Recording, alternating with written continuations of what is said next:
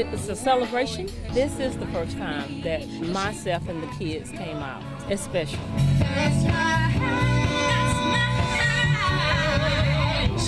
This is a celebration of freedom, freedom from individuals that at one point didn't know that they had that freedom. It's a historical celebration about Black history, like us being free, and we celebrated by getting together, listening to music. For me, it's the togetherness, life, live, freedom, the togetherness, getting together, remembering, reminiscing, and appreciating the now time.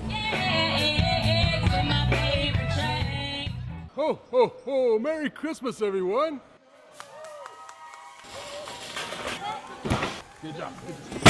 Biggest obstacle is slippery floors with the wrong shoes today, but other than that, once you start loading items on that cart, you want it to go right and it wants to go left, and we had a lot of big items. We did see one point we toppled the cart and we had to restack everything, so we lost a few seconds there. I think doing stuff like this time of year, it gives people hope.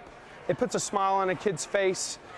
It just allows them to be just to have a great holiday season. It's always a great idea to think not just about yourself, but how you can give.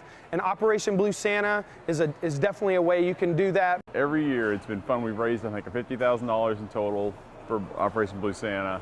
And, I think it's just a great opportunity for us to give back to the community.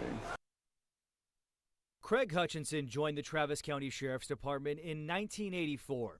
Early in his career, he was given the assignment to show the ropes to a new deputy. He was my field training officer, so this is near and dear to me.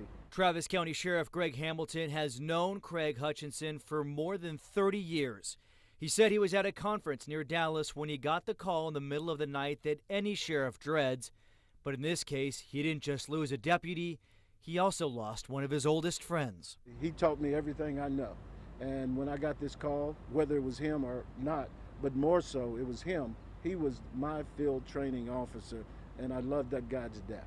Hutchinson went on to become a detective, earning a reputation for solving robbery cases. Then he was promoted to sergeant.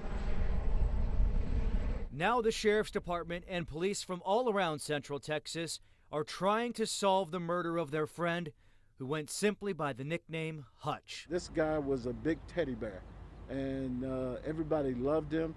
I think he was about 6'4", he weighed about 275, but he was a gentle bear. Hutchinson was nearing the end of his watch. According to the sheriff, he planned to retire in September. John Dabkovich, KXAN News. David Bryce was 52 when he first came in and got diagnosed. That may seem young, but it's not that rare. Further evidence you shouldn't wait to your golden years to get a checkup. 2/3 of prostate cancers turn up in men 65 and older. Fellows like David Bryce can be all too casual about getting a checkup. When he got the news, he told a friend. He said instantly, "That's too young." That was my reaction too. 52 is, you don't think about that.